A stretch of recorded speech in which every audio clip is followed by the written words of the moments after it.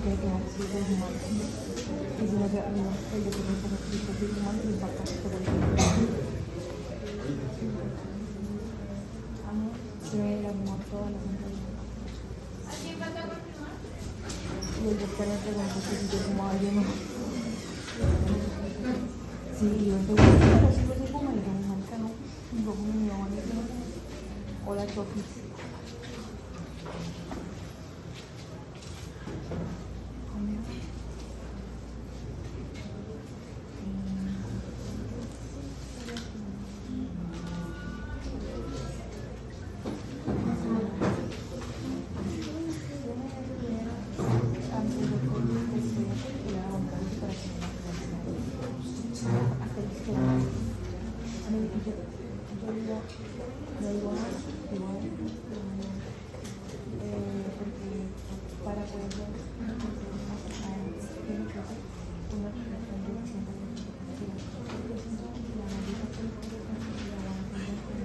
Bueno muchachos, vamos a terminar ya lo que nos queda del capítulo.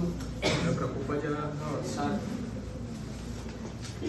La clase pasada yo les hablé de hemostasia primaria, ¿cierto? Faltaba tocar la parte de factores de coagulación. Esta gráfica de Dayton les muestra los factores clásicos de coagulación. En esos días leí un nuevo PDF en donde supuestamente decía la nueva cascada de coagulación. No sé qué habrá cambiado, pero eso está cambiando. Pero por el momento pues manejemos la que siempre hemos manejado. Estos son los factores de coagulación, están en el capítulo de Dayton que les pedí que leyeran. ¿Listo? La cascada de coagulación, pues nosotros ya tenemos, se supone que en este momento tenemos un tapón primario, ¿cierto? En condiciones normales. ¿Por quién está dado ese tapón primario, esa hemostasia primaria? Con las plaquetas básicamente. El problema de eso es que es muy inestable ese tapón, entonces necesita algo así como un cemento que termine de ocluir ese parche en donde hubo la lesión y estabilice como ese tapón. Entonces por eso existe la cascada de coagulación, que ya sería hemostasia secundaria. Y lo que busca la cascada de coagulación básicamente es convertir fibrógeno en fibrina. La fibrina se vuelve como en tiras que son insolubles y entre ellas se pueden aglutinar, y al volverse insoluble pues ocasiona que haya un sellamiento en ese lugar donde hubo herida. Ustedes encontraron que hay una vía extrínseca y una vía intrínseca, ¿no? Las dos vías están convergiendo en una cascada de coagulación normal, porque a veces se suele confundir de que no, en un paciente puede haber extrínseca y en otro puede haber intrínseca, dependiendo, ¿no? En las dos se activan en la cascada de coagulación.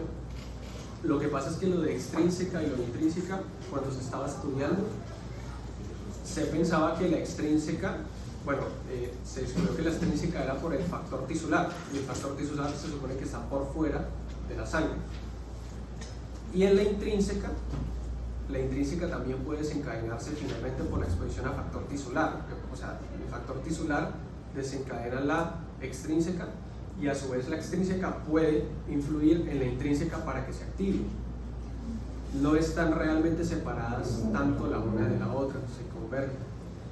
Y en la intrínseca se creía que eran por mecanismos internos de la sangre que se alteraban y ocasionaban que la sangre empezara a coagularse por sí misma, ¿sí? Entre ellos el colágeno como tal, en la exposición de las células endoteliales al colágeno.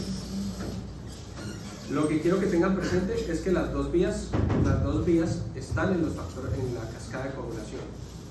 ¿Listo? Entonces tenemos la vía extrínseca. La vía extrínseca básicamente ¿qué hace? Formar fibrina, igual que la intrínseca. Pero ¿a partir de qué? Todo lo desencadena la exposición del factor tisular. ¿Sí? Acuérdense que el factor tisular no solamente desencadena la cascada de coagulación, sino que el factor tisular también se le pueden unir plaquetas. Por eso era que la muchacha del caso clínico pasado tenía deficiencia del factor de von Willebrand, o en su defecto también deficiencia de la proteína receptora del factor de von Willebrand. Entonces ella con traumas leves las células endoteliales, digamos, se raspaban y quedaba el factor de von Willebrand expuesto, pero las plaquetas no lo reconocían. ¿Pudieran reconocer el colágeno que estaba ahí? Sí, porque las plaquetas también reconocen el colágeno. Lo que pasa es que les faltaba algo más que complementaba esa agregación plaquetaria. Y por eso ellos pueden tener sangrados. Si ustedes leyeron el capítulo, la parte del capítulo que queda en donde habla de hemorragias, les habla de la ausencia de factor del von Willebrand y les describe prácticamente el caso clínico que yo les puse. Les dice que hemorragias, que creo que epistasis, que hemorragias leves, ¿sí? Yo le añadí el pedacito del factor tisular y puede encontrarse de esa manera. Ella no sangraba tanto con traumas tan graves, o no sangraba tanto, no, digamos que la coagulación se daba en el tiempo que uno esperaría, con traumas mayores. Por ejemplo, en este caso ella se pinchó con un clavo, y al yo asumir que se pincha con un clavo, yo no asumo que es un trauma leve, yo asumo que se lo enterró completito. Entonces hay lesión vascular y hay lesión de los tejidos subyacentes, y eso libera factor tisular, y el factor tisular era reconocido en las plaquetas. Por eso ella, en ese trauma, sí, digamos que presentó una coagulación en los términos que se activó hemostasia primaria y secundaria. Otros me colocaron que hemofilia. La hemofilia, recuerden que es más frecuente en los masculinos, no es tan frecuente en femeninos, ¿sí? Y siempre piensen en lo que es más frecuente a nivel poblacional. ¿Listo? Lo que es más frecuente a nivel poblacional, que es ausencia de factor de von Willebrand. De hecho, es tan frecuente que, o sea, con un solo gen que yo tenga alterado para el factor de von Willebrand de uno de mis pares, yo puedo tener alteraciones sutiles de la coagulación, como esa muchacha, ¿sí? Y estar el resto de mi vida bien. Pero las alteraciones del factor de von Willebrand son tan frecuentes en la población que fácilmente yo pudiera tener un papá y una mamá que ambos tienen el gen alterado del factor de von Willebrand y ser predisponente a hemorragias severas. Y ahí sí ya cambia la cosa, el paciente ya no expone esta morfología clínica de sangrar con traumas leves, sino que básicamente, sin hacer nada, puede hacer hemartrosis, puede hacer sangrados a nivel de las cavidades. ¿Listo? Entonces, se expone el factor tisular por el tejido traumatizado. ¿El factor tisular qué es? ¿Se creen que son agregados de lípidos con pequeñas cantidades de proteínas? ¿Listo? Eso también le llaman la tromboplastina tisular. Por eso es que el TTP evalúa que vía extrínseca. Bueno, se compone de fosfolípidos y un complejo lipoproteínico que pues finalmente empieza a actuar sobre los factores de coagulación. Y está explicado mejor de esta manera, que esa gráfica está en Dayton. Nosotros tenemos un traumatismo tisular, ustedes lo ven ahí. El traumatismo tisular expone factor tisular. El factor tisular actúa sobre ¿cuál factor? El 7, y lo convierte a factor 7 activado. Algunos libros dicen que realmente nosotros tenemos también factor 7 activado en condiciones normales, pero que no es suficiente para desencadenar una cascada de coagulación. Algunos libros lo dicen. Y entonces que el factor tisular es como ese añadido extra para que se produzcan grandes cantidades de factor 7 activado. El factor 7 activado actúa sobre ¿quién? El factor 10. ¿Sí? El factor 10. Al actuar sobre el factor 10, pues él también necesita, actúa sobre el factor 10 y también necesita calcio, la presencia de calcio. Y al tener factor 7 activado y calcio, el factor 10 se activa. El factor 10 activado necesita del factor 5 y necesita del calcio y necesita también ¿de qué otra cosa necesita? De otra cosa que está ahí, la parte de los fosfolípidos. Entonces, el factor 10 necesita fosfolípidos, necesita calcio y necesita factor 5. Unos libros, y creo que la misma Gayton lo dice, que realmente el factor 10 puede funcionar solito sin el factor 5, y que el factor 5 es como más un acelerador, que la parte de proteólisis o lítica que activa a la protrombina para convertirla en trombina es el factor 10 el que actúa. Pero lo que sí se sabe es que sí requiere de otras cosas, como el calcio y como los fosfolípidos. De hecho, en las muestras de sangre, si le quitan todo el calcio a esa muestra de sangre, no hay una cascada de conversión. Entonces, el factor 10 con el coadyuvante 5, con el calcio y con los fosfolípidos, interactúa sobre la protrombina, la rompe, ¿sí? Creo que aproximadamente la protrombina, si no mal no recuerdo, pesa como 60 y pico mil daltons, y al romper la trombina queda exactamente a la mitad, 30 y pico, como 32.000, 34.000 daltons. Es decir, rompe la protrombina a la mitad y queda convertida en trombina. ¿Sí vamos bien hasta ahí o no? La trombina agarra el fibrinógeno y lo convierte en fibrina. Pero al mismo tiempo, para el factor 10 convertir, para que se convierta la protrombina en trombina, también necesita del calcio. Cuando ya la trombina está activa, pues ella actúa sobre el fibrinógeno, lo convierte en fibrina, pero la trombina también actúa sobre el factor 5. Entonces lo que hace es que esta trombina que se generó por una cascada de coagulación que duró X segundos, actúa sobre el factor 5 y lo vuelve un acelerador y empieza a incrementar mucho más la velocidad de generación de la misma trombina. La trombina también puede actuar sobre otros factores como por ejemplo el 8, y entonces puede meterse, y el 11 creo que también.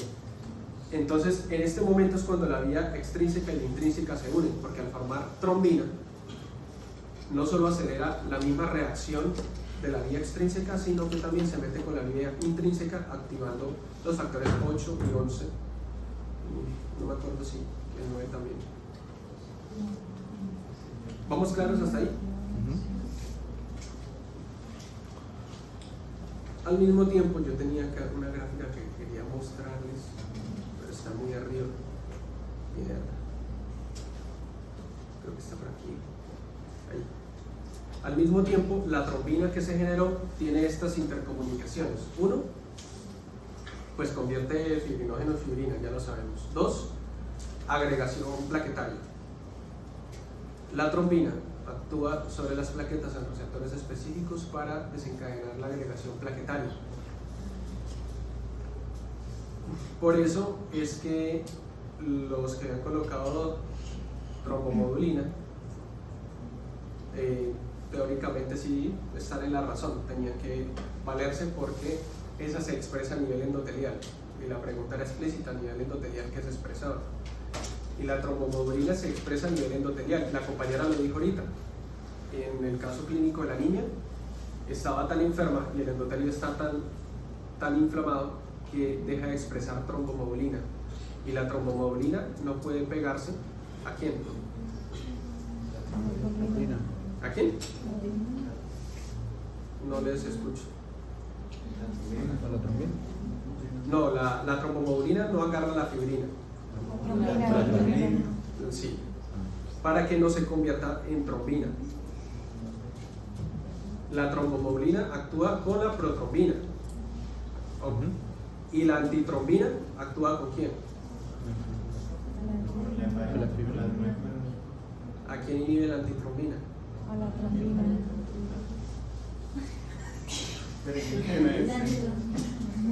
Y a factores 9,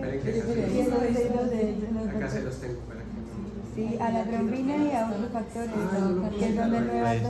Ahí está. ¿Qué pasa? Dos. Sí, se une con la heparina, pero ¿a quién inhibe? ¿Para a la trombina y a una eso, factor de pero no me lo coagulación. dicen heparina. ¿Yo para qué me dicen inhibir la heparina? Entonces, la antitrombina 3 se une con quién? No, pues repítanlo para que se les quede. Listo. Y mire la trombomodulina, ¿con quién?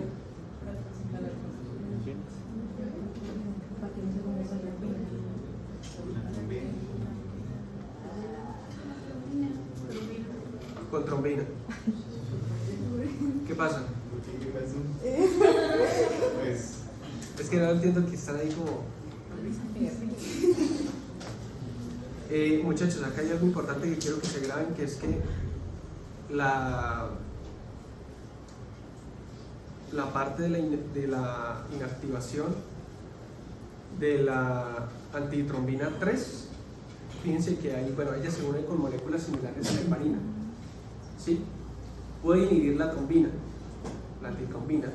El problema es que la antitrombina se produce en hígado. Y no sé si lo sabían, pero ella también depende de vitamina K. Ella se produce en el hígado, se libera en plasma, ella inhibe la trombina como tal, pero si ustedes están viendo ahí, ella también inhibe los factores 9 y 10. ¿Sí lo están viendo ahí, no? Entonces, cuando hay deficiencia de antitrombina, se pierde un factor anticoagulante bastante importante.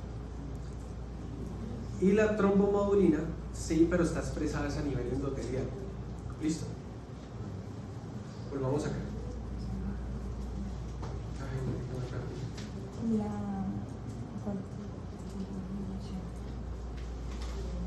¿Dónde estaba yo?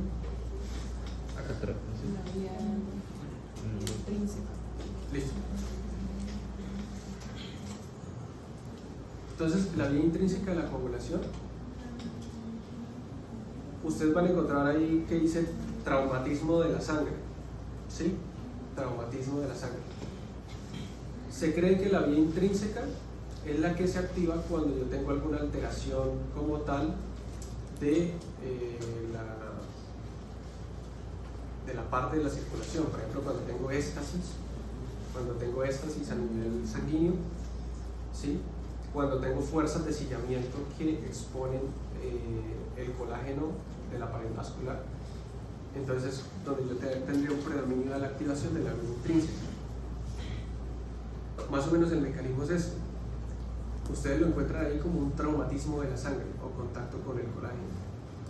En laboratorio, para la parte de la activación para ver cómo está la vía intrínseca, le agregan lo que ustedes leyeron ahí, moléculas de vidrio esmerilado, que tienen carga negativa.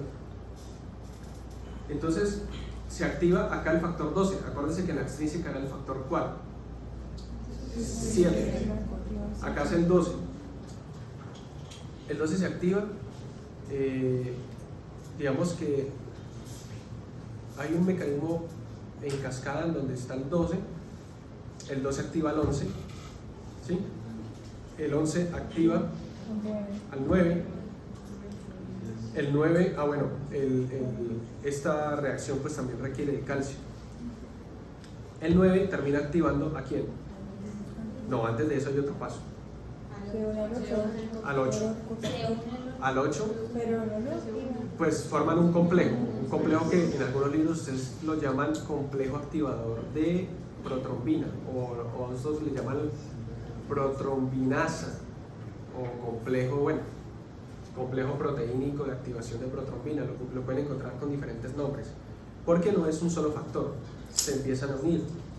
Entonces se une, ¿quién? El 9 y el 8. Se une el 9, sí, se une el 9 y 8, y ahí tiene que haber presencia de calcio. Eso.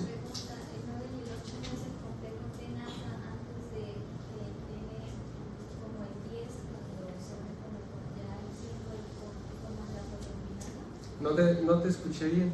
O sea, es que bueno, en algunas literaturas dicen que antes del grupo de la protrombinasa se forma en cada cascada un grupo TEN-ASA. Entonces, ¿Un grupo qué? TEN-ASA. ¿De qué? TEN-ASA. TEN-ASA. Sí. Es como antes El 9 y el 8. Sí, tienes razón, yo me equivoqué. El 7 y el 8 forman un complejo para activar el 10. Y luego ya forman un complejo mayor para activar la protrombina para convertirla en trombina. El 9 y el 8. El 9 y el 8. Perdóname, que estoy trasnochado. Entonces, 12 activa ¿cuál? Nuevamente. 12 activa el 11. ¿El 11 activa a quién? Al 9. ¿El 9 activa a quién? El 9 activa al 8. No, esa trombina la activa al 8. ¿Cómo? La trombina activa al 8. Es que el 9 puede actuar directamente sobre el 8. La trombina también lo puede hacer, pero el 9 puede activar al 8. Y ustedes lo están viendo ahí.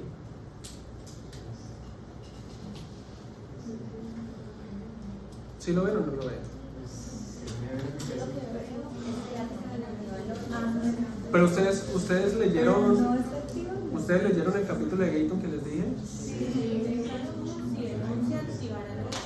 El 9. Pero mírenlo ahí está.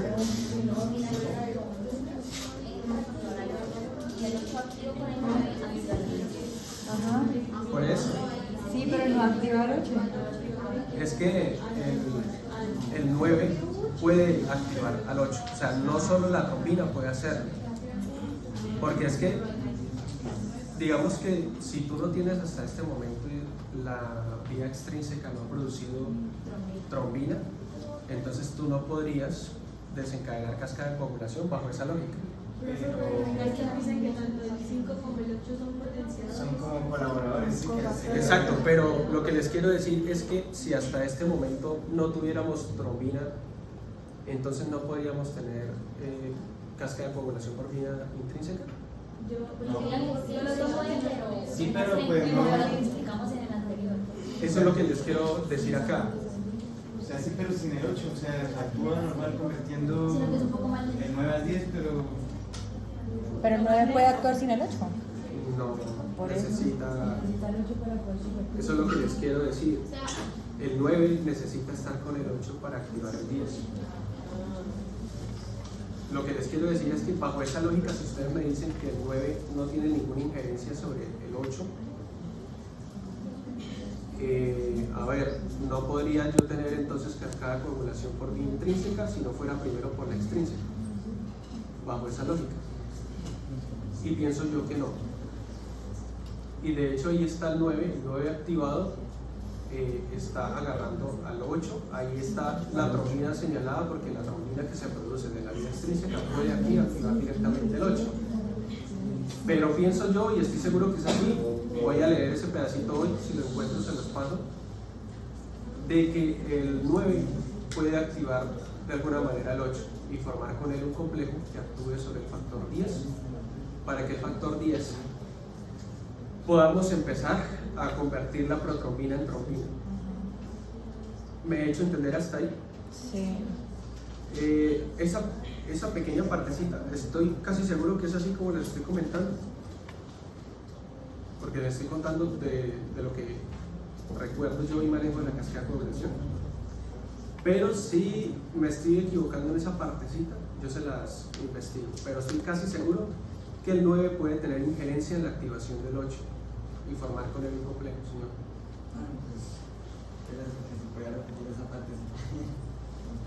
¿Desde dónde? Lo de la maquillaje que puede que sí. Pues que acá estamos discutiendo con los doctores que el 12 activa el 11, estamos de acuerdo hasta ahí, el 11 activa el 9. Yo les digo que el 9 activa el 8. Y acá algunos creo que no están de acuerdo. Me dicen que el 8 lo activa la trombina. Yo le digo, sí es cierto. Pero yo estoy casi seguro que el 9 puede tener activación sobre el factor 8. Entonces esa partecita es la que yo les digo que les voy a buscar hoy, porque estoy casi seguro que el 9 puede activar el 8 y formar con él un complejo que está ahí, presencia de calcio para activar el factor 10. Y estoy casi seguro que es así. Finalmente, las dos vías concluyen en que forman o convierten la protrombina en la trombina. En eso sí estamos de acuerdo. Las dos vías convergen en lo mismo. Y la formación de trombina, pues es la que me lleva a mí, uno, a alimentar las dos vías, porque alimenta la intrínseca mediante la activación del 8 y alimenta la extrínseca por la activación del 5, las potencia ambas, y termina convirtiendo el fibrinógeno en fibrina. ¿Listo? Acá hay una parte que no les hablan a ustedes, que es el factor 3, no sé si lo leyeron. Sí, El factor 3 es estabilizador. Y el factor 12 se está investigando también porque al tiempo que activa la cascada de coagulación, se está investigando porque te parece ser que también tiene alguna injerencia en la parte anticoagulante. Esa es la gráfica que les trae Robbins sobre más o menos cómo es que se ensamblan los factores de coagulación. Pues miremos en esta a ver si esta nos saca de esa duda. Por eso es que nos estamos basando. Ajá.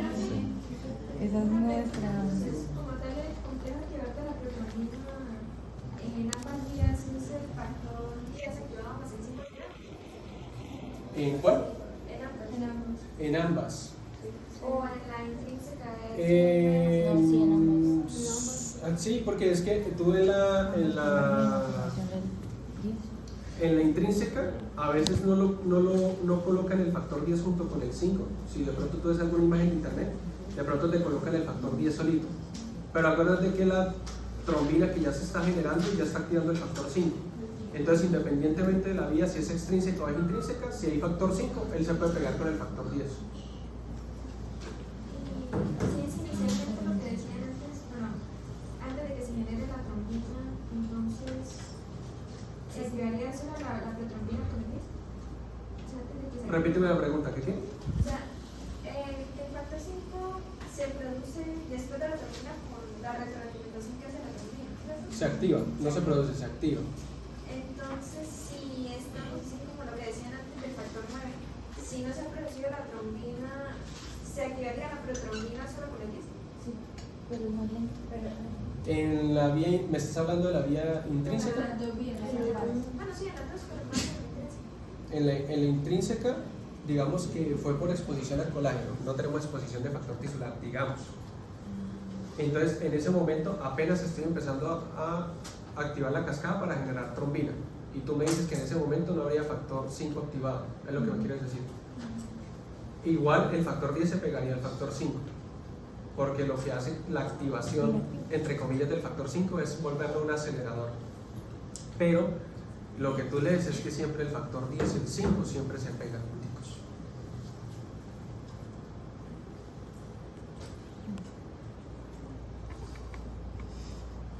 Esas se las paso hoy. Sí, profe. El tiempo, cuando ustedes ven los tiempos de coagulación que piden en un paciente, ustedes nunca piden uno solito, o sea, ustedes siempre piden los tiempos de protrombina y TTP, y eso viene con una cosa que se llama el INR, ¿sí? El tiempo de protrombina evalúa la función de las proteínas de la vía extrínseca, el 7, el 10, el 5 y el 2. Yo allá atrásito, ahorita acordándome, creo que dije una borrada, Sí. por allá atrás. Yo también me Es que voy cayendo de eso a medida que avanzo, porque corríjanme si de pronto, porque estoy bien trasnochado. Es que yo que algo de la tromoplastina tenía que ver con De la factor tropo, tisular. creo que yo dije que el TTP es vía extrínseca. Ajá, sí, No. correcto. El tiempo de protrombina, discúlpenme, el tiempo de protrombina evalúa las proteínas de la vía extrínseca, ¿sí? Básicamente pues el 7, el 10, el 5 y el 2. Algunas se comparten, por ejemplo, si en la vía intrínseca ustedes también van a encontrar que está el factor 2, lógicamente, pero hay algunos factores que se evalúan más por una vía que por otra. De cualquier manera, si yo tengo un trastorno de la coagulación importante, casi siempre tengo alteración de ambos. Pero, por ejemplo, ¿en qué tiene relevancia esto? Si el paciente tiene, por ejemplo, una deficiencia del factor 8, ¿sí? Se va a afectar más. ¿Cuál vía? La intrínseca. La intrínseca. Del factor 8. ¿Qué son los tipos de hemofilias? Algunas hemofilias son del factor 8, que creo que es la más común, y otra es del factor 9. Y no sé si hay otra que creo que el 11. O el 11. El 11, creo que es 8, 9 y 11. A, B y C. Creo que la más común, sí, la más común es del 8. En ese caso, ustedes encontrarían una alteración sobre todo de la vía extrínseca, ¿sí? Y esto conllevaría que al TTP esté más prolongado que el TP, ¿sí? Listo. Sin embargo, lo que les digo, si es un paciente, por ejemplo, que tiene una púrpura trombocitopénica o alguna cosa de esas, usted le toma los tiempos. Y ambos, casi siempre ambos están alterados. Y el INR, listo. ¿Me puede aclarar bien qué es lo del INR? Es que el INR es International, no es, creo que es Indice Ratio. Es una medida que sale del laboratorio de hacer unos cálculos de más o menos en comparación con la población normal. Con la población normal, la duración de la coagulación de la población normal, en cuánto están tus tiempos de coagulación, eso es lo que representa, ¿sí? Pero eso es relevante sobre todo en pacientes que están anticoagulados, ¿sí? Entonces, si tú tienes un INR muy prolongado, un INR mayor, ¿sí? Casi siempre debe estar por encima de 1, ¿sí? Si tú tienes un INR que está por encima de esa cifra, quiere decir que en comparación con la población normal, tus tiempos de coagulación se están prolongando. Eso que en un paciente anticoagulado me dice que el paciente está pues anticoagulado. Que también, dependiendo de la enfermedad, ustedes miran las guías y les dicen para fibrilación auricular el paciente tiene que tener un INR entre tanto y tanto. Para tromboembolismo pulmonar el paciente tiene que tener un INR entre tanto y tanto. Entonces, con el INR representas eso. En términos numéricos, de proporción, la coagulación del paciente cómo está en comparación a individuos de población normal. Entonces, si la normalidad fuera, entre comillas, 1, entonces se supone que un paciente que debería estar anticoagulado tendría que estar por encima del 1. Y un paciente probablemente que tenga un estado de hipercoagulabilidad tendría un INR mucho menor. Eso significa el INR. Profe, cuando se habla de la influencia del factor 8, ahí la afectación era la vía intrínseca. Yo dije intrínseca, ¿sí? Yo dije intrínseca. Entonces, para confirmar. Sí. No, si dije extrínseca ya me preocupa, ya estoy muy llevado. No, yo dije intrínseca. Sí. Una pregunta, yo había leído lo que yo había comentado, de que el factor von Willebrand que pulsa las plaquetas, que se quitan las plaquetas, transporta y protege al factor 8. Una deficiencia de von Willebrand nos puede llevar a una hemofilia tipo A. No he leído esa parte. ¿En qué parte la leyó? Es un artículo Que el factor de von Willebrand protege el sí, factor 8. Que en circulación, el factor von Willebrand sérico que está en circulación, que lo secretan las plaquetas, protege al factor 8. Pero en circulación no debería haber mucho factor de von Willebrand.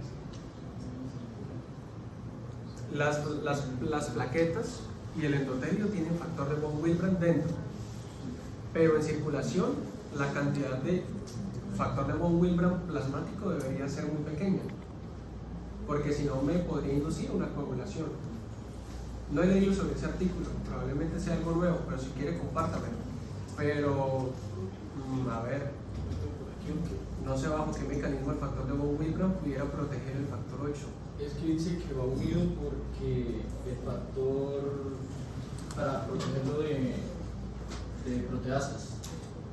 Entonces, al protegerlo, activa también la vía, que mantiene correcta la Será, vía. lo único que se me ocurre es que de pronto interfiera con la proteína C y la proteína S. Es lo único que se me ocurre. Pero hasta el momento no lo he leído. Bueno. ¿Cuáles son los tiempos normales en los que debemos pasar? O sea, los tiempos normales de la El tiempo de protrombina creo 11, 11.5 y no me acuerdo si 14.5, 15.5. Y el TTP es un poquito mayor, creo que está entre 32 y 36 más o menos. Espérame, yo te confirmo.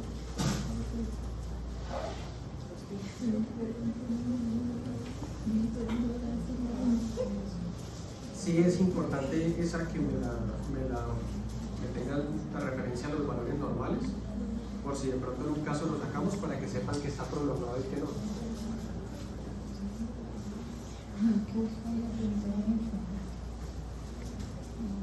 Ajá, sí, mira, me peleé por 0.5. El TP, tiempo de protrombina, va de 11, yo digo 11.5 a 13.5. Yo dije que 11.5 a 14.5. Y el de tromboplastina, ya te digo,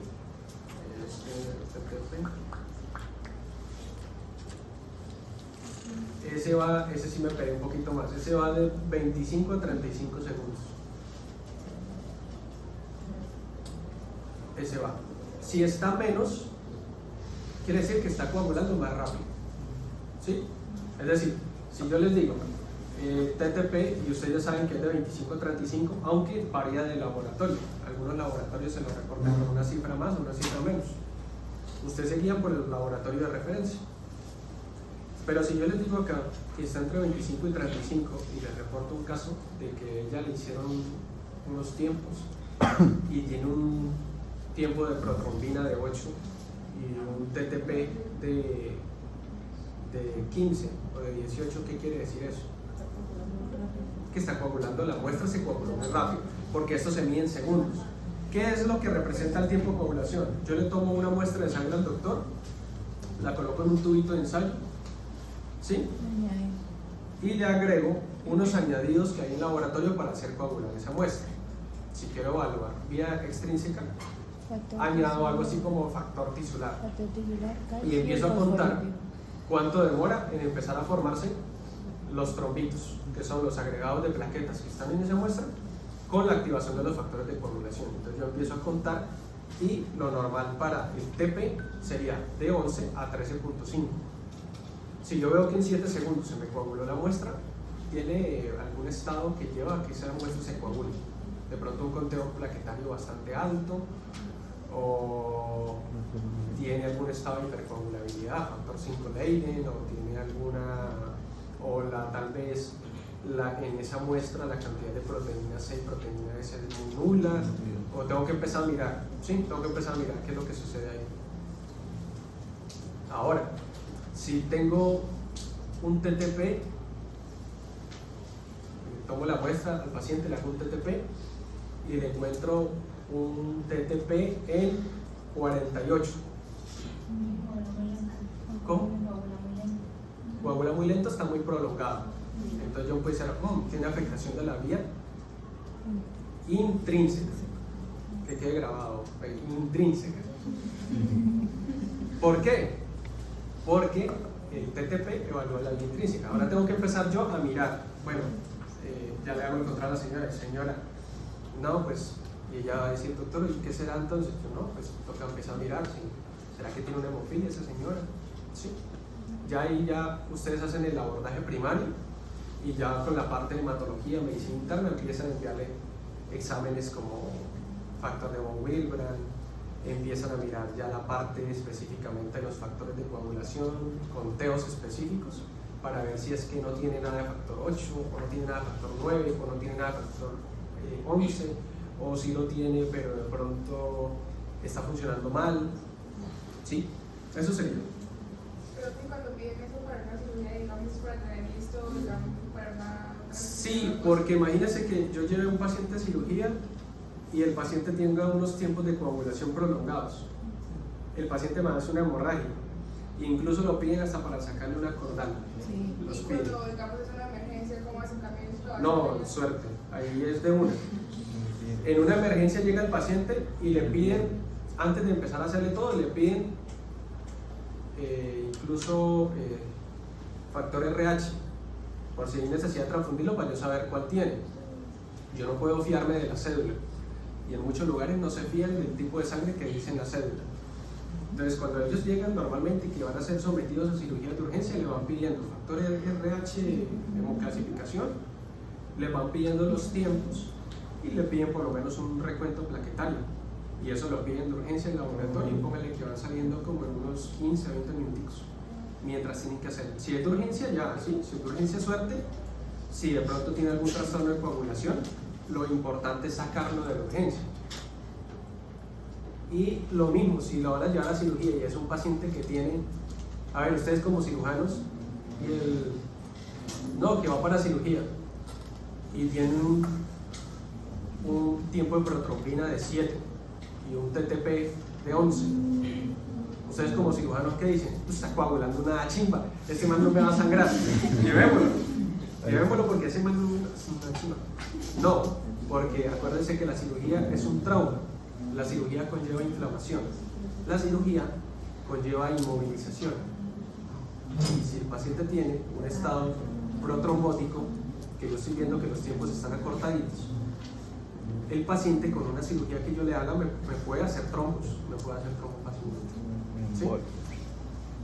Es importante conocer las cascadas y que cuál activa cuál, sí, porque en ese momento digamos que la estamos aprendiendo así, pero lo importante es que usted sepa más o menos qué factores son de cada vía y qué examen está evaluando cada vía, y que sepa que si están prolongados o si están acortaditos, qué trastornos me pueden llevar cada uno. Eso es lo que ustedes van a usar como médicos generales.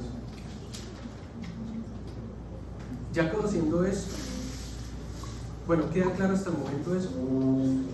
Yo les prometo que hoy les saco de la duda de la parte de la cascada, de lo que hablamos, para que no quede ninguna duda en cuanto a eso.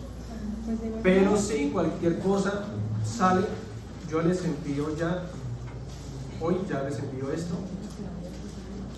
Nos podemos fiar de esta de Gator, para que todos hablemos el mismo idioma, ¿listo?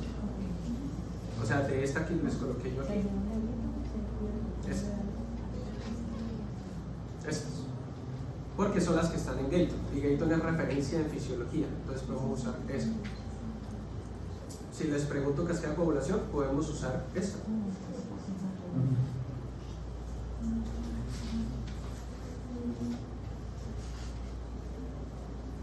Ahora sí pasemos a la parte de patología ya para terminar este capítulo. Tríada de Virchow. Entonces ya les expliqué leyes de Stark, ¿cierto? Ya les expliqué hemostasia primaria y hemostasia secundaria.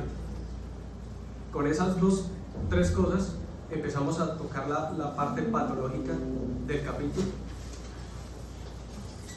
que son los estados de trombosis. Eso ya lo habíamos hablado, ¿cierto? ¿Sí o no?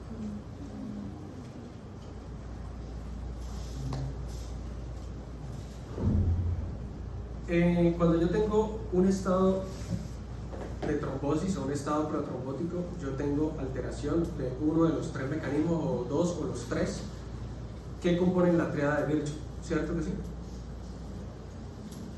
Para no extenderme mucho, porque esto ya lo hemos hablado, en condiciones de lesión endotelial yo puedo tener un estado de protrombosis. ¿Por qué?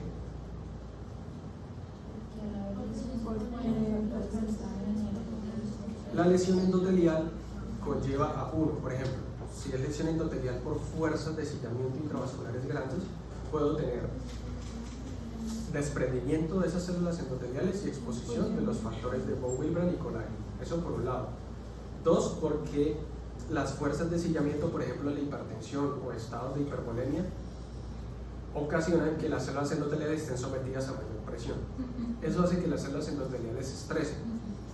Al haber un estímulo de estrés, las células endoteliales producen mayor concentración de radicales libres. Empiezan a expresar factores de adhesión plaquetarios y empiezan a expresar, digamos, factores inflamatorios. La balanza se inclina hacia la expresión endotelial de factores procoagulantes, proinflamatorios. moléculas para que se unan los leucocitos, moléculas para que se unan las plaquetas, y las plaquetas se pueden activar, ¿sí? ¿Se acuerdan de los cuerpos de Weibel-Palmer? Selectina P ¿En dónde estaban? pero en endotelio. En las células del endotelio. Esos cuerpos pueden liberarse en estados de estrés o lesión endotelial. Entonces esa liberación de esos cuerpos que tienen factor de von Willebrand, ¿sí?, puede hacer que las plaquetas se activen y se adhieran al endotelio que está enfermo. Ese es más o menos el mecanismo. Y la selectina P sería ya para inflamación. La selectina se pega sobre todo sí para inflamación, pero como el endotelio está expresando factores inflamatorios, pues se pegan. Y se pegan leucocitos. Eso por un lado la parte de lesión endotelial. En la parte de hipercoagulabilidad, ya usted lo conoce, la parte de factor 5 Leiden. Pero no es el único. Hay un montón que están acá. Esa fue. Hay unas que son primarias, que se supone que el paciente las tiene desde el nacimiento, ya viene con ellas, y hay otras que son secundarias, hablando de los estados de hipercoagulabilidad. Si lo ven ahí, el primero está el factor 5 Leiden, que condiciona un cambio de una proteína, me parece que es lisina por Arginina por glutamina. Y eso hace que la proteína C, cuando se pega al factor 5, porque la proteína C, ya recuerdan que es un anticoagulante, la proteína C, al intentar inactivar, ¿sí?, al factor 5, no lo reconoce adecuadamente, no lo reconoce. Entonces hay demasiado factor 5 que está acelerando el proceso de coagulación. Déficit, por ejemplo, de antitrombina 3, déficit de proteína S, déficit de proteína C, me conllevan a que estas moléculas que interfieren en la coagulación para lograr un equilibrio entre los factores procoagulantes y anticoagulantes, pues se altere y el paciente tenga un estado de procoagulación. Búsquenme esta, homocistinuria homocigótica. Esa tenía ganas de metérsela en el quiz de qué días, pero yo dije, no, padre, no creo que la conté. Ahí Ahí el aumento de las concentraciones de homocisteína y cisteína en sangre ocasionan que haya un estado de procoagulabilidad o un estado de hipercoagulabilidad. Se cree que también las concentraciones altas de esto dañan las células endoteliales, pero no es el único mecanismo. Y hay unos estados de hipercoagulabilidad que son secundarios, que ustedes ya lo conocen, que el paciente puede hacer trombos porque tiene un estado de hipercoagulabilidad, pero no porque tenga nada genético, sino porque tiene una condición que conlleva a que la sangre se coagule más fácilmente. Por ejemplo, el reposo en cama y inmovilización prolongados, casi siempre posterior a una cirugía o a un trauma grave. El infarto de miocardio puede condicionar una trombosis. ¿Sí saben por qué? Eso sería porque el infarto lleva a inflamación y junto con la inflamación va la cascada. Sí, un infarto condiciona la necrosis del miocardio, que puede activar la parte inflamatoria, porque en la necrosis hay ruptura de las células y liberación de los componentes que puede atraer células inflamatorias y ahí generarse pues por la misma inflamación una activación plaquetaria y un estado de hipercoagulabilidad. También porque el infarto del miocardio lleva a una, ya le dijeron, señor, una aquinesia o una, digamos, disregulación de la contractilidad miocárdica normal. El miocardio se contrae y se supone que la sangre va rotando. Siempre queda un remanente de sangre a nivel del miocardio, pero él va sacándolo. Esa sangre no está ahí mucho tiempo. Se supone que en un infarto la pared del miocardio que está comprometida no se contrae de manera adecuada y hay una parte cerca de pronto de la pared donde fue el infarto que no se contrae de manera adecuada y la sangre tiende a quedar ahí. Sí, señor. Lo otro es porque un infarto puede llevar a que el paciente haga una arritmia, ¿sí? Y las arritmias no permiten que la contractilidad cardíaca sea adecuada y también genera como que haya cierta éstasis de sangre y flujo turbulento. Y lo otro es porque un infarto puede debilitar la pared del miocardio y pueden hacerse o pueden facilitar los infartos transmurales, ¿sí? Lo mismo sucede, no sé si ustedes han leído han leído sobre la patología, la disección aórtica. No sé si han leído sobre la disección aórtica o saben qué patología es la disección aórtica.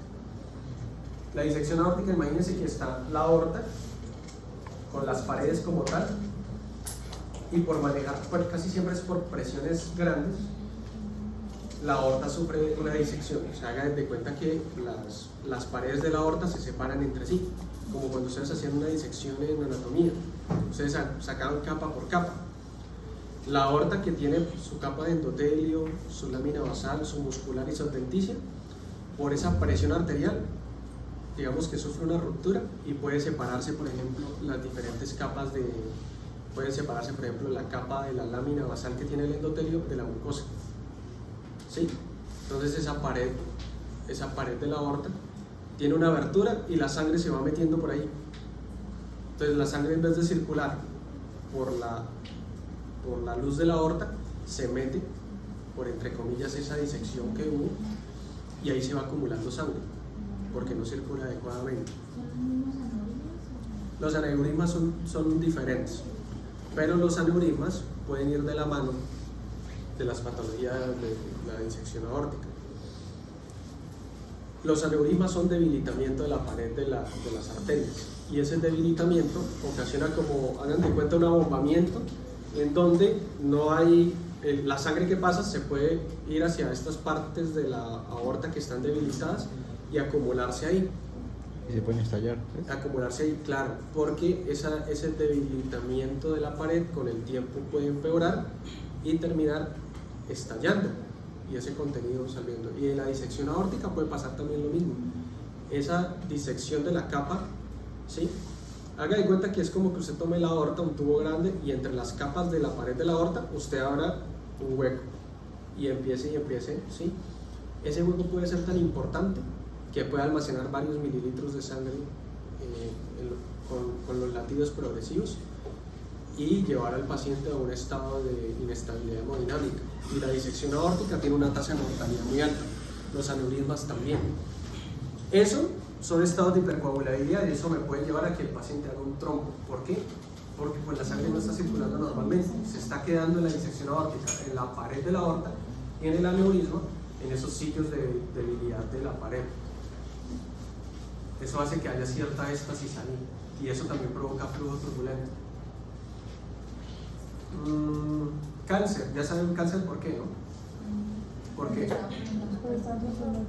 Porque es un estado proinflamatorio, y porque acuérdense que el factor tisular se expone en células que normalmente no están en contacto con sangre. Entonces los tumores cuando crecen, a veces crecen tan rápido que los vasos sanguíneos de ese mismo tumor no dan para sustentar la vida del tumor. Entonces el tumor empieza a ulcerarse, las partes más distales.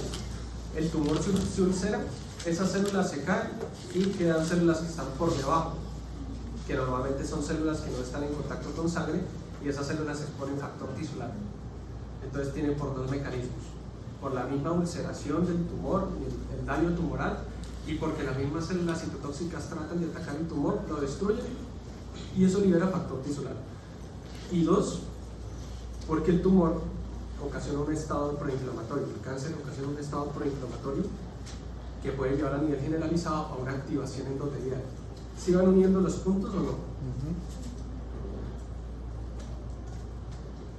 Ahí está la coagulación intravascular diseminada, pero no se les olvide que una vez se agoten los factores y las plaquetas, hay hemorragia.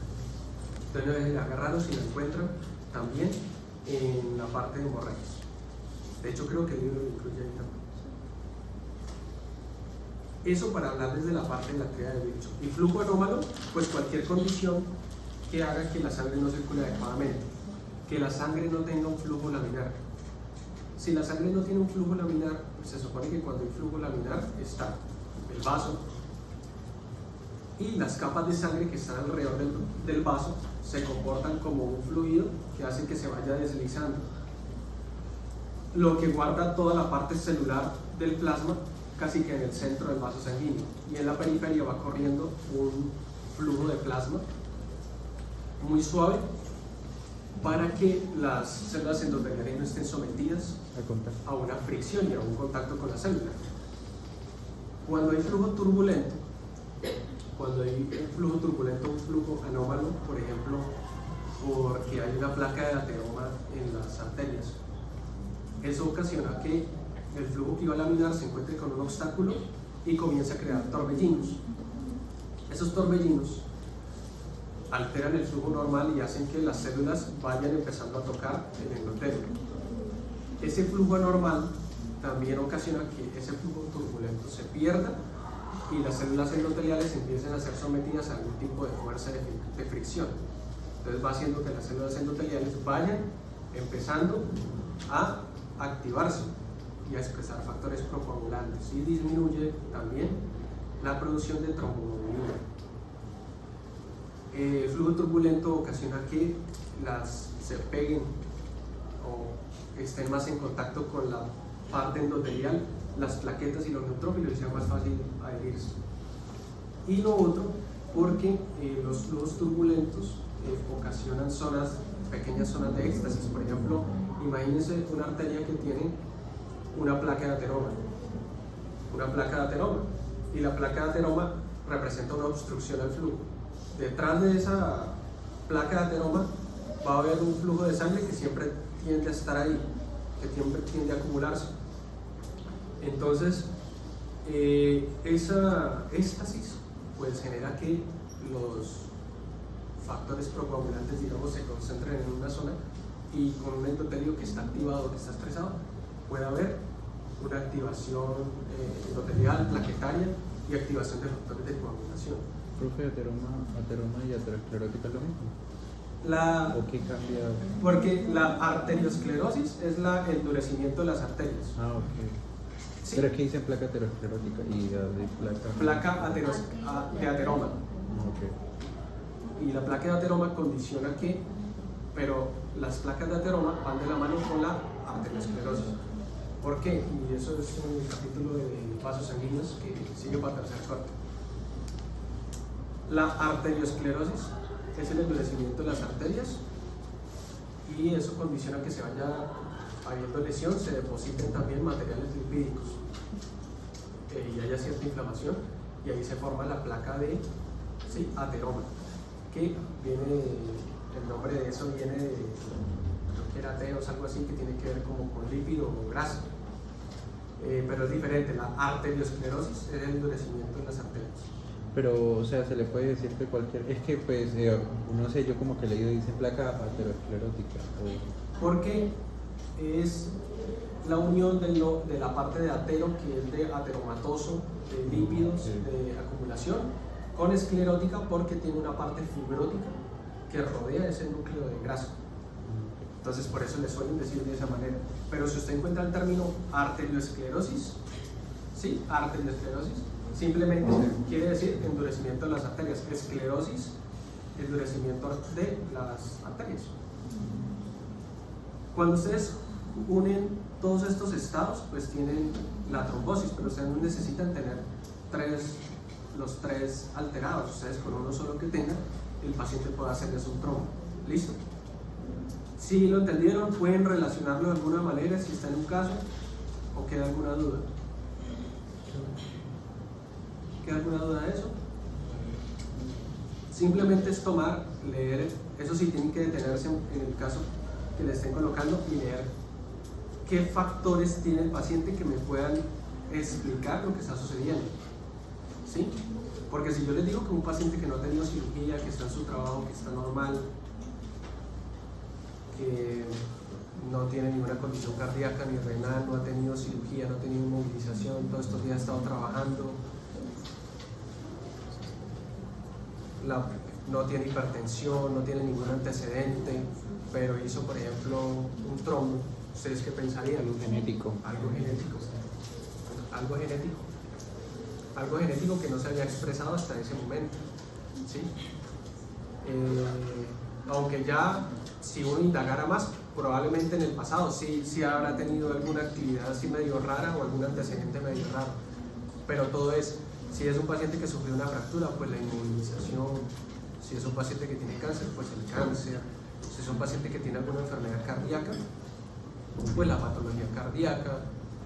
Si es un paciente que tiene fibrilación auricular, no se vayan solo por la fibrilación auricular. El paciente que tiene fibrilación auricular ya tiene daño cardíaco. Entonces, ¿ha tenido infarto interrogado? ¿Ha tenido? No se sabe. ¿Sí? ¿Alguna valvulopatía interrogada?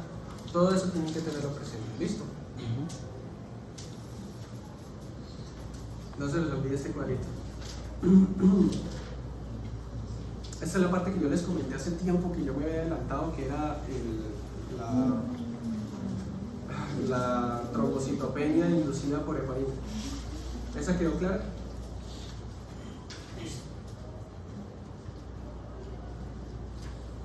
De la parte de sangrados, que creo que no la incluí acá. Bueno, si acá está un poquito. De la parte de sangrados, pues ya lo dijimos, ¿no? Factor de von Willebrand o cualquiera de las alteraciones de receptores que nosotros vimos.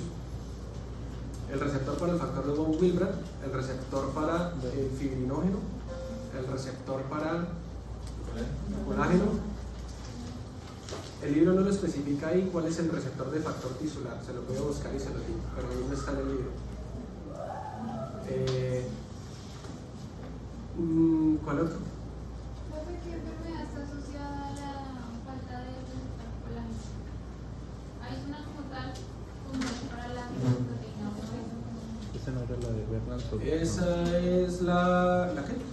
La de Bernard Solier, algo No, así. esa es la de La de Bernard Solier es como el del factor de von Willebrand, pero el del receptor. ¿Sí? El libro no incluye el del colágeno. No lo incluye. Te lo voy a traer y te lo voy a buscar. Pero no es tan común. Te digo por qué. Porque el colágeno, digamos que es muy importante en diferentes situaciones orgánicas. Entonces, tener una ausencia del receptor de colágeno es muy difícil. Tan difícil que ni siquiera el libro lo menciona. Lo que sí. Es más difícil que haya deficiencia de colágeno. O una enfermedad dirigida, o más fácil que tú tengas una enfermedad dirigida contra el colágeno, autoinmune. Pero aún así es muy difícil que tú tengas ausencia del receptor para colágeno, o que tengas una disminución de colágeno en el cuerpo. Imposible, porque el colágeno es componente importante de la matriz. Entonces, por ese lado la patología casi no. Es más frecuente afectación del factor de von Willebrand del receptor. Y eso que el receptor del factor de von Willebrand, eso no es frecuente. O sea, enfermedad Bernard Solier no es frecuente. Y alteración del receptor del fibrinógeno tampoco es tan frecuente. Listo. Y ya las otras como deficiencia de proteína C, S, deficiencia antitrombina. Voy a investigarles, esa sí la he leído, pero no me acuerdo cómo se llama, que puede haber alteración de la tromboglobina, pero no recuerdo cómo se llama ahorita. Y las otras que pueden encontrarlas más en contextos clínicos adquiridos, porque por ejemplo la púrpura trombocitopénica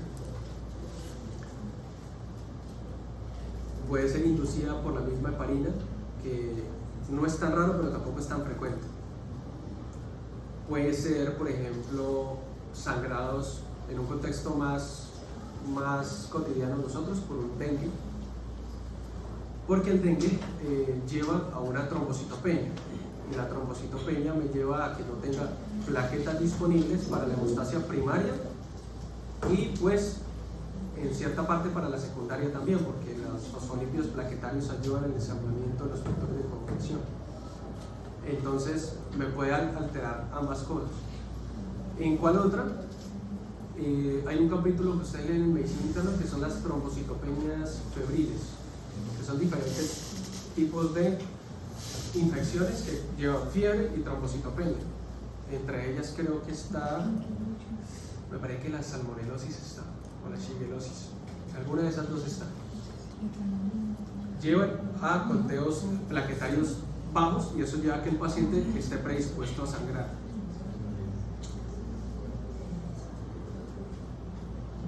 El síndrome hemolítico urémico, la uremia en un paciente que tenga una insuficiencia renal puede llevar a que el paciente tenga hemólisis y tenga daño plaquetario y tenga un sangrado con la misma acumulación de productos tóxicos urémicos en el cuerpo. Yo se las paso ahorita. Ahorita que llegue el trabajo se las envío. Y muchachos, ya la última parte que es el shock, que es lo que me interesa. Entonces, bueno, ¿hasta ahí hay alguna duda? Ya para terminar el capítulo. ¿Seguros? No que me escriban más tarde que... ¿Estamos todos bien? Bueno.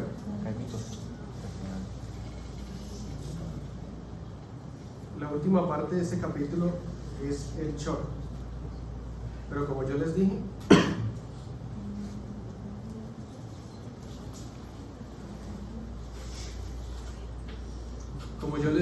el shock, esa partecita que toca el capítulo, pues realmente no es nada, ¿no? De todo lo que se puede hablar de shock y de los tipos de shock. Hay tres tipos principales de shock, que son estos que están acá. ¿Cuáles son?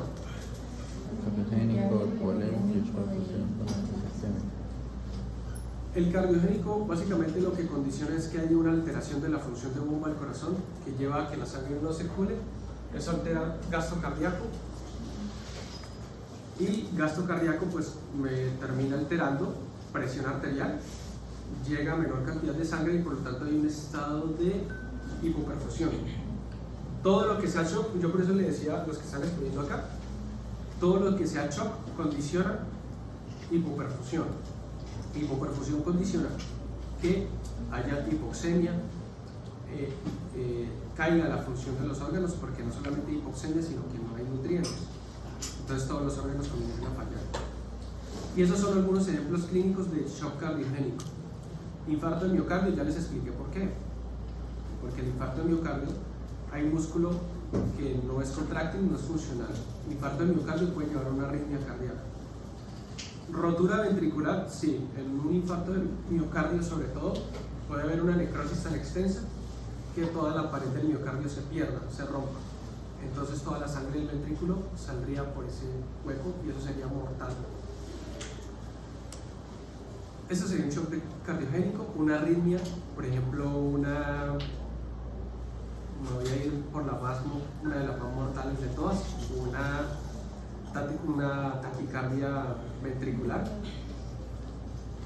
una fibrilación ventricular, perdón, en donde el ventrículo empieza a hacer como hacen las aurículas en la fibrilación, ni se contrae ni se relaja, entonces no hace una contracción efectiva y pues no hay una salida de sangre, no hay un gasto cardíaco.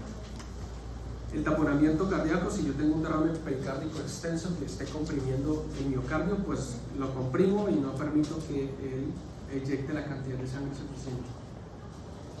Y una embolia pulmonar, porque la embolia pulmonar, sobre todo las grandes embolias de la arteria pulmonar, tapan la salida de sangre desde el ventrículo hacia la arteria pulmonar y por lo tanto no llega sangre hacia el lado izquierdo del corazón.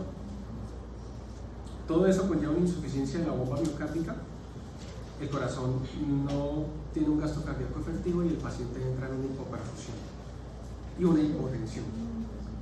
Shock hipovolémico por pérdida de líquidos, una deshidratación muy intensa, que el paciente, las pérdidas sean mucho más grandes que lo que ingiere.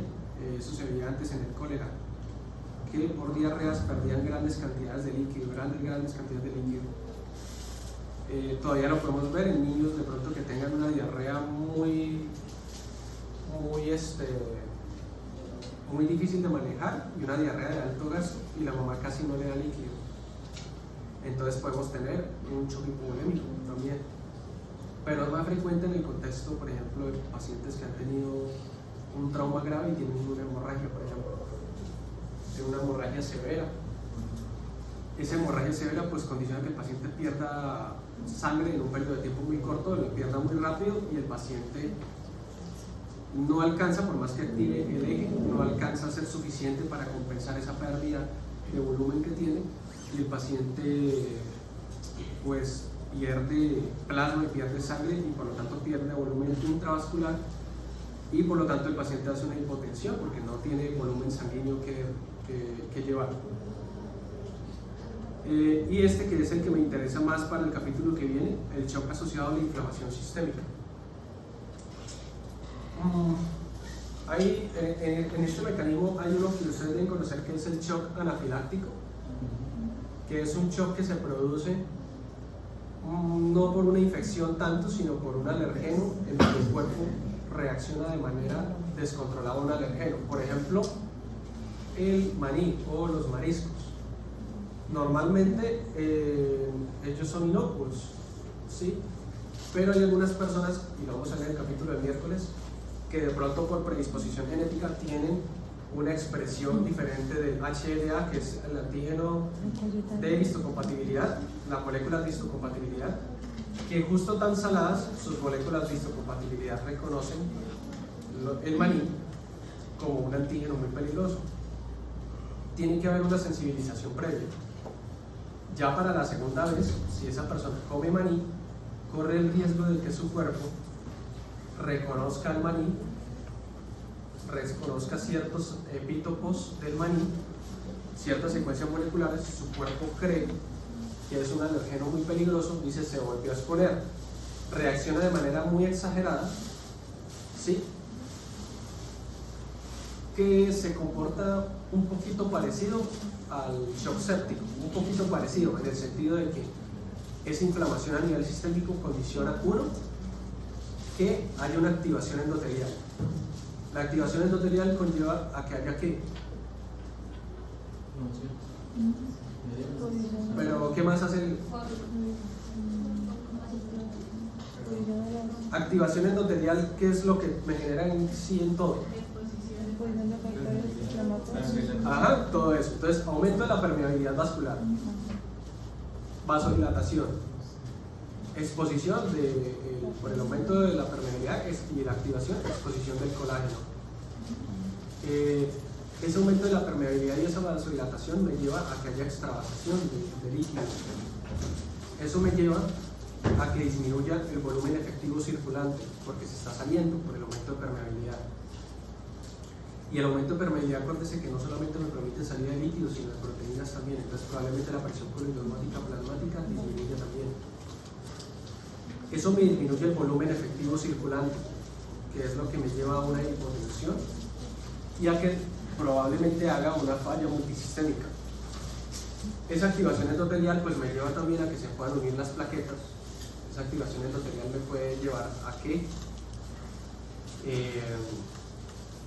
haya una cascada de la coagulación y pues el paciente, fuera de que hace este shock, puede hacer una coagulación intrascelular diseminada, puede activar factores de coagulación y agotamiento plaquetarios, puede que haga hemorragias de algunos órganos que puede que me empeoren incluso el shock. Eso es el shock anafiláctico. Y el shock de origen séptico se comporta un poco similar en cuanto a los mecanismos efectores. Lo único que varía es que verdaderamente sí hay un mecanismo que es un patógeno, que es lesivo, que puede dañar, pero todo este desastre del shock no está desencadenado por el microorganismo por sí mismo, es decir, él no está destruyendo los tejidos como tal, sino que es el mismo sistema inmunológico.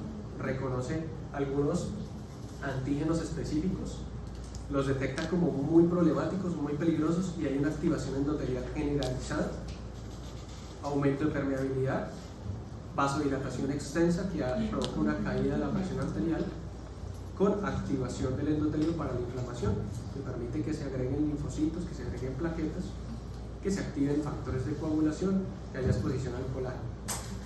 ¿Claros hasta ahí?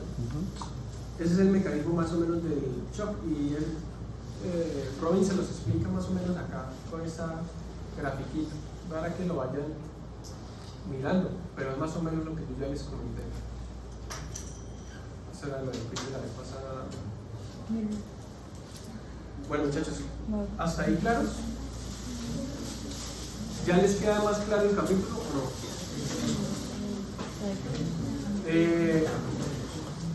Muchachos, les voy a pasar las diapositivas, pero lean el capítulo completo, porque yo no me guío para